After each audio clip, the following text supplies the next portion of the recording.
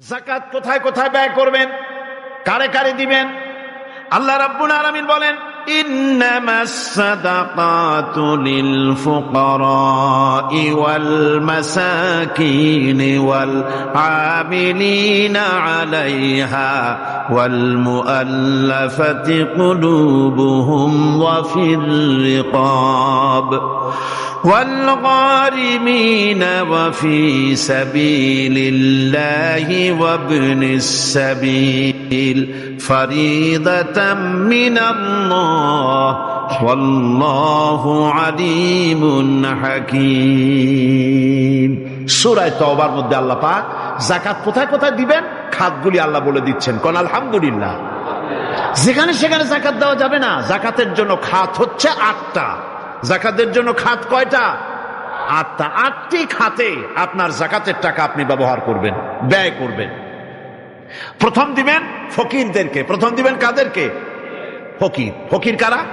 ফকির হচ্ছে নিজের জীবন জীবিকায় অন্যের মুখাপেক্ষী। তারপরে শিশু, এতিম, বিধবা,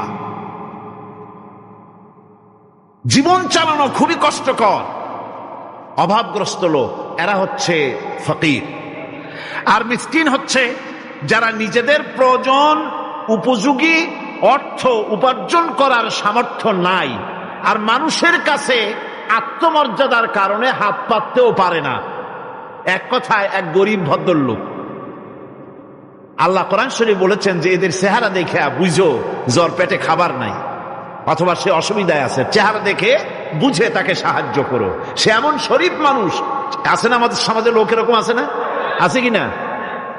ঘরের মধ্যে 3 দিনও রান্না হয় নাই, কিন্তু দাড়ি টাড়ি সুন্দর করে আশ্রয়া জামাটা পরিপাটি করে গায়ে দিয়ে বেরোচ্ছে, কারোর কাছে হাত পাতে না। তার সরাপাতে তার ভদ্রতায় বাঁধে। ওনার সরাপথে বেঁধেছে, উনি চাবেন না কারো কাছে, কিন্তু উনাকে যিনি সৃষ্টি করেছেন সে আল্লাহ রাব্বুল আলামিন শোনায় দিচ্ছেন, বান্দারা আমার ওই গরিব ভদ্রলোককে খাবার দাও। ওরা হচ্ছে মিসকিন। এরপরে আমিলিন, 3 নম্বরে আমিলিন, অর্থাৎ যারা যাকাত সরকারিভাবে যাকাত যারা আদায় করে সেই আদায়কারীদেরকে এই যাকাতের টাকা দিয়ে তাদের সম্মানী দিতে বলা হয়েছে। ইসলামী গভর্নমেন্ট আসলে যাকাত তো আর আপনার খুশি মতো থাকবে না, যাকাত দিতে আপনি বাধ্য হবেন। যাকাত দিতে আপনি বাধ্য হবেন। যাকাত আদায় করবে গভর্নমেন্ট। কে আদায় করবে? গভর্নমেন্ট আদায় করবে, আর গভর্নমেন্ট ডিস্ট্রিবিউট করবে। ওয়াল মুআল্লাফাতিল কুলুব, মনতুষ্টির জন্য, যাদের মন জয় করতে হবে এই ধরনের লোকদেরকে। ওয়ার রিকাব, আর গলদেশের মুক্তিদানের জন্য। ওয়াল গারিমিন, আর ঋণগ্রস্ত ব্যক্তি।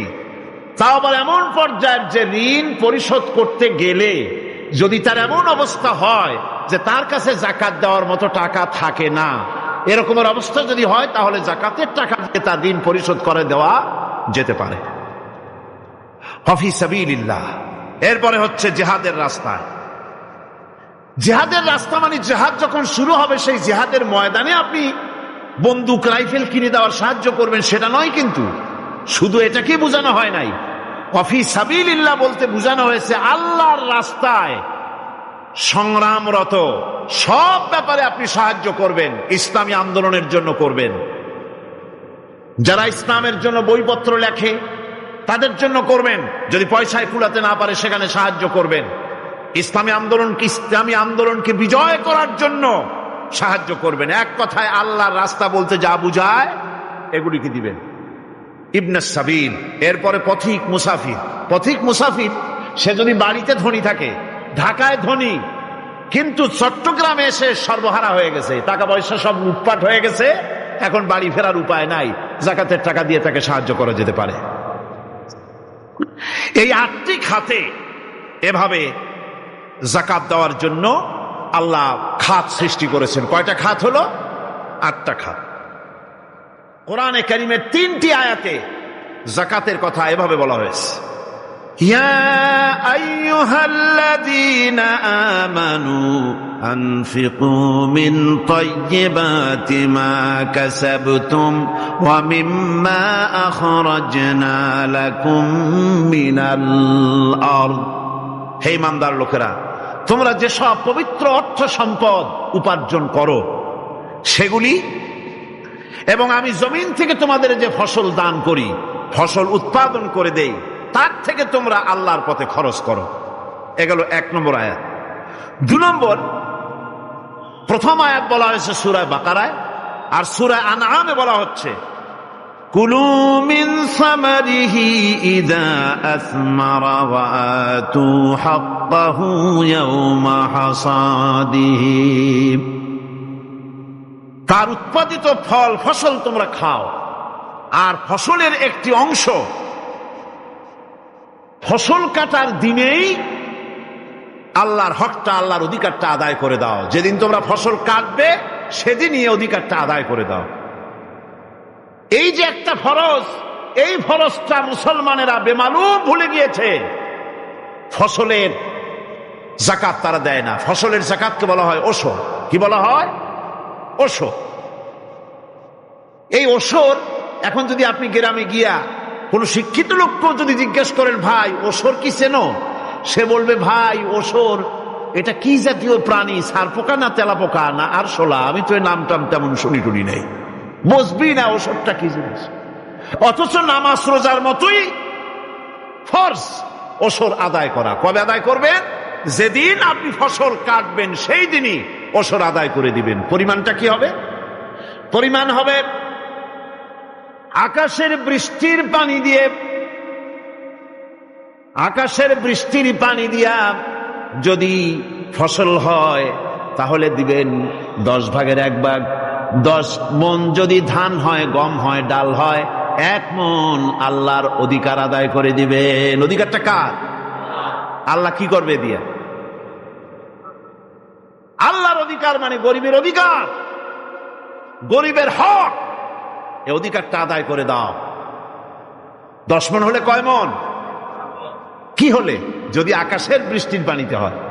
আর যদি আপনার সেচের মাধ্যমে হয়, সেচ পরিকল্পনার মাধ্যমে পয়সা খরচ করে পেট্রোল ডিজেল লাগায়া ইঞ্জিন চালাইয়া পানি উঠাইয়া কষ্ট করে ফসল ফলাইছেন, তাহলে আল্লাহ পাক বলছেন 10 মণে 1 মণ দেওয়া লাগবে না, তোমার খরচ হইছে বেশি। বান্দারে, তোমার উপরে আল্লাহ পাক জুলুম করবেন না, এবার 20 মণ হলে তার থেকে 1 মণ দিও। সুবহানাল্লাহ। ওয়ামাল্লাহু বিযাল্লামিল লিল আবিদ। আল্লাহ রাব্বুল আলামিন তার বান্দার উপর জুলুম করেন না। সুবহানাল্লাহ। এইভাবে করে ওশরের যাকাতটা তোমরা ঠিকমতো আদায় করে দিও। ওশরটা দিও, ফসলের ওশর দিও, আর টাকার যাকাত দিয়ে দিও। যারা এটা দিবে না তাদের সম্পর্কে আল্লাহ পাক সূরা তওবার ভিতরে বলেছেন, والذين يكنزون الذهب والفضة ولا ينفقونها في سبيل الله فبشرهم بعذاب أليم। যারা নাকি স্বর্ণ এবং রৌপ্যকে সঞ্চয় করে, জমা করে, ওয়ালা ইউনফিকুনাহা ফি সাবিলিল্লাহ, আর আল্লাহর রাস্তায় তা খরচ করে না, ফাবাশশিরহুম বিআযাবিন আলীম, তাদেরকে কঠিন পীড়াদায়ক শাস্তির সুসংবাদ দাও। পীড়াদায়ক শাস্তির কি দাও? শাস্তির কি সুসংবাদ হয় নাকি? হত উচিত ছিল শাস্তির দুঃসংবাদ শোনাও, না, আল্লাহ বলছেন সুসংবাদ শোনাও। এটার দৃষ্টান্তটা আমার ভাষায় আমি মানুষকে এভাবে বুঝাই। ছেলে খুব দুষ্ট, দুষ্টামির ঠেলায় অস্থির, তার মা মোটেই সামলাতে পারছে না। তখন মা বলে, বেটা আমার কথা তো শুনলি না, তোর বাবা আসুক, তারপরে আমি তারে নালিশ করব। এমন পিট্টি দেবে, মজা টের পাবি। তখন পিট্টি দিলে কি মজা লাগে নাকি? তার মানে শাস্তির তীব্রতা বুঝাবার জন্য বলা হচ্ছে, মজাটা টের পাবা। আল্লাহ রাব্বুল আলামিন বলছেন, কঠিন পীড়াদায়ক শাস্তির সুসংবাদ ওদের দাও, সোনা রূপা যারা জমা করে রাখে যাকাত দেয় না, আল্লাহর রাস্তায় খরচ করে না। সোনা এখন পুরুষেরাও ব্যবহার করা আরম্ভ করছে। অবশ্য চিটাগংয়ে এমন কাম শুরু হয়নি। ছাত্র, শিক্ষক, অফিসার গলায় একটা সোনার চেন, শীতের দিনেও সামনের বোতাম খুলে রাখে যাতে চেনটা সকলে দেখে। মিয়া সাহেব, এটা সোনার চেন না, জাহান্নামের আগুনের শিকল পড়েছ। পুরুষের জন্য এক রত্তি সোনাও হারাম। তোমার শরীরের সৌন্দর্য বাড়াবার জন্য স্বর্ণ ব্যবহার করতে পারবা না। স্বর্ণ রৌপ্য জমা করল আর আল্লাহর রাস্তায় খরচ করল না। রব্বুল আলামিন বলেন, ইয়াউমা ইউহমা আলাইহা ফি নারি জাহান্নামা ফাতুকওয়া বিহা জিবাহুহুম ওয়া জুনুবুহুম ওয়া যুহুরুহুম। একদিন আসবে এমন যেদিন এই সঞ্চিত ধনরাশি সোনা দানাগুলি জাহান্নামের আগুন দিয়ে জ্বালানো হবে। আর জাহান্নামের আগুন দিয়ে জ্বালায়া এইগুলি দিয়ে তার পিঠের উপরে আর পাঁজরে সিল মারা হবে জাহান্নামের আগুন দিয়া। বলা হবে, হাদা মা কানাজতুম লিআনফুসিকুম ফাযুকু মা কুনতুম তাকনিজুন। মজা চাখো, স্বাদ গ্রহণ করো। এ হলো তোমার সেই সঞ্চিত সম্পদ, সঞ্চিত ধনরাশি যা তুমি জমা করেছো আর আল্লাহর রাস্তায় খরচ করনি। এখন এর শাস্তি গ্রহণ করো। সুতরাং সঞ্চয় করা, মাল জমা করা এক শ্রেণীর লোক আছে। আল্লাহ পাক বলছেন, আল্লাযী জামা মালান ওয়া আদ্দাদা। মাল জমা করে আর মোছে তেল মাখে। টেলিফোন করে, হ্যালো, সোনালী ব্যাংকের ম্যানেজার সাহেব নাকি? বলে, হ্যাঁ, দেখুন তো আমার ব্যালেন্সটা কত।